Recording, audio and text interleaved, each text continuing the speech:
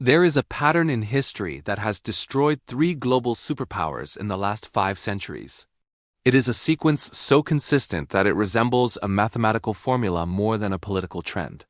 And in 2025, the United States is following this pattern step by step, almost as if it is reading from the same script that doomed Spain, Britain, and the Soviet Union. The decline of a superpower never begins with an invasion or a military defeat. It always begins quietly, with economic exhaustion spreading beneath the surface. A nation expands far beyond its ability to sustain itself. It makes promises it cannot keep and spends money it does not have. It stretches its military across the world while neglecting the foundations at home. Leaders insist everything is fine, even as warning signs multiply. Spain believed it was invincible because it controlled the world's silver supply. Britain believed it was untouchable because it ruled a quarter of the planet. The Soviet Union believed it was destined to outlast capitalism. All three collapsed after following the same 7 stages, and the United States has already completed 5 of them. To understand the danger, we must see how the pattern unfolded the first time. After Columbus reached the Americas, Spain became the richest empire in history. Spanish galleons carried hundreds of tons of silver across the Atlantic every year. The Spanish real became the first true global reserve currency. Wealth poured into Spain so quickly that the empire assumed it would last forever. But abundance created arrogance, and arrogance created overreach. Spain launched military campaigns across Europe, Asia, and the Americas. It fought the Ottomans, the French, the English, the Dutch, and rebels in its colonies. By the late 1500s, Spain had military commitments on 4 continents. Half of its annual revenue was spent on war. Yet the empire refused to slow down or reduce its ambitions. When tax revenue fell short, Spain debased its currency. Silver coins were mixed with copper to maintain the illusion of wealth. Merchants quickly realized the coins were worthless. Inflation skyrocketed and confidence collapsed. Spain turned to massive borrowing to keep the empire afloat. It defaulted on its debts in 1557, then again in 1560, then again in 1575, and again in 1596. 4 bankruptcies in 40 years signaled the empire's fatal weakness. Meanwhile, Spanish industry crumbled. Nobles viewed work as beneath them, relying instead on easy silver. Manufacturing declined, agriculture stagnated, and innovation died. Spain imported nearly everything it used. Wealth flowed through the empire but never stayed inside it. When silver production declined, Spain's economic engine stalled. Crime rose, poverty spread, and citizens began fleeing to more prosperous nations. The empire fractured, lost territories, and slipped into irrelevance. Spain went from superpower to second-rate nation in less than a century. 300 years later, Britain made the same mistakes. At its height, the British Empire governed 1/4 of the world. The pound sterling was the reserve currency of global trade. London was the financial capital of the world. But Britain had military obligations on 6 continents. It spent enormous sums defending territories thousands of miles away. When World War I began, Britain entered a conflict it could not afford. By 1918, Britain owed the United States billions of dollars. The empire had won the war but lost its solvency. After the war, Britain desperately tried to stabilize its currency. It returned to the gold standard at pre-war levels despite lacking the necessary gold. This decision crippled British manufacturing. Exports became overpriced and uncompetitive. Unemployment soared throughout the country. In 1931, Britain was forced to abandon the gold standard. The pound plummeted and global confidence evaporated. When World War II began, Britain once again borrowed massively. By 1945, its debts exceeded its entire GDP. The empire could no longer maintain its colonies.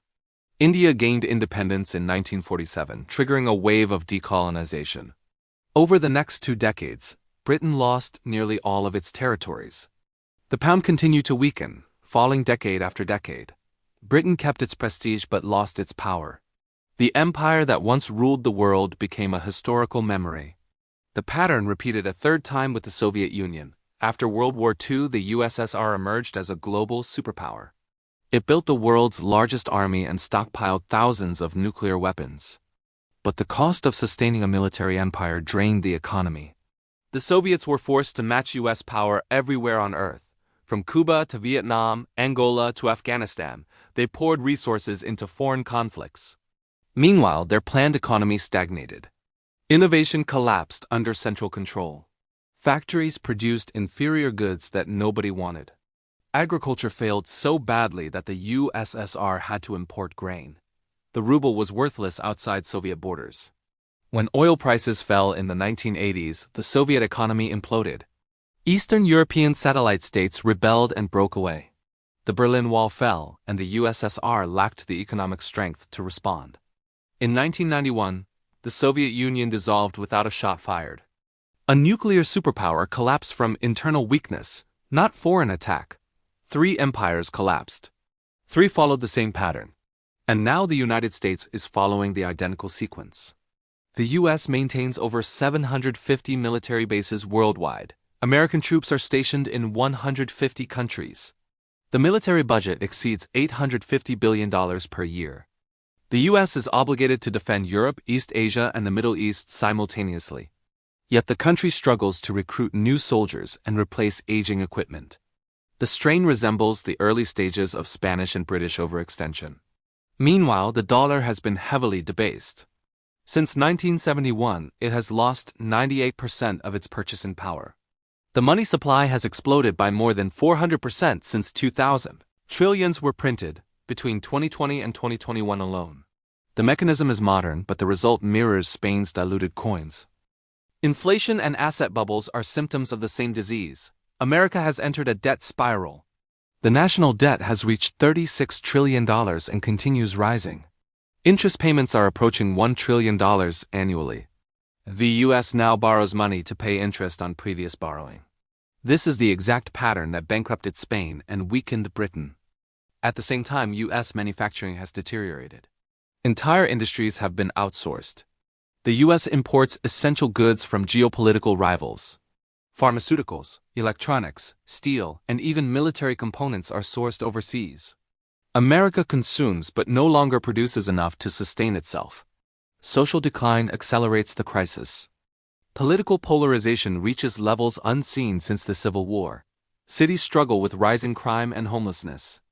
Drug overdoses kill more than 100,000 Americans every year. Public trust in government, media, and institutions collapses. Infrastructure decays while political gridlock prevents solutions. These are the cultural symptoms that accompany the fall of every empire. The United States is now deep into stage 5 of the 7-stage collapse. The next stage is the loss of global reserve currency status. Signs are emerging everywhere. China and Russia trade in their own currencies. Saudi Arabia accepts yuan for oil. BRICS nations are building alternatives to the dollar. Central banks worldwide are buying gold instead of U.S. bonds. When global demand for dollars declines, dollars will return home. Inflation will surge and the U.S. financial system will be overwhelmed. Once reserve currency status dies, collapse accelerates uncontrollably. The final stage arrives quickly and brutally. The Soviet Union collapsed in just 900 days. Britain lost its empire in less than 20 years. Spain lost its dominance in a single generation. The U.S. is not immune to the laws of history. Superpowers do not fade gently, they fall suddenly. America's political leaders continue to insist the nation is exceptional. Spain claimed exceptionalism. Britain claimed exceptionalism. The Soviet Union claimed exceptionalism. All believed they were different from the empires that came before them. They all learned the same lesson too late. The laws of economic gravity do not spare anyone. Overextension always ends the same way. Debased currency always destroys purchasing power. Debt spirals always lead to insolvency. Loss of production always leads to dependence. Social decay always weakens national unity. The collapse of reserve currency status always triggers the final fall. Every warning sign that destroyed past empires is visible in America today. And they are not subtle signs, they are flashing red. The U.S. is accelerating through the final stages faster than any empire before it. Technology has sped up financial and geopolitical collapse. Information moves instantly. Markets respond immediately. Political systems are more fragile in the digital age. Crises spread globally in days, not years. The next global shock could push America into stage 7. A debt crisis could trigger a currency collapse. A currency collapse could trigger political turmoil. Political turmoil could trigger institutional breakdown. An institutional breakdown could trigger the end of American global power. The pattern does not predict the exact day or year, but it predicts the destination with alarming accuracy. 3 superpowers believed they were too strong to fall. 3 discovered they were wrong. The United States is reaching the same realization. The empire is still powerful, but its foundations are cracked. Economically, socially, and geopolitically, the stress is visible everywhere. America can still reverse course, but time is running short. It would require fiscal discipline, rebuilding manufacturing, reducing global military obligations, restoring trust in institutions, reinforcing social cohesion, and confronting economic reality instead of avoiding it. But history shows that empires rarely reform in time. They cling to old privileges until they crumble beneath their weight. Spain waited too long and lost its wealth. Britain waited too long and lost its empire. The Soviet Union waited too long and lost its entire nation-state. The United States is now deciding whether it will break the pattern or become its next victim.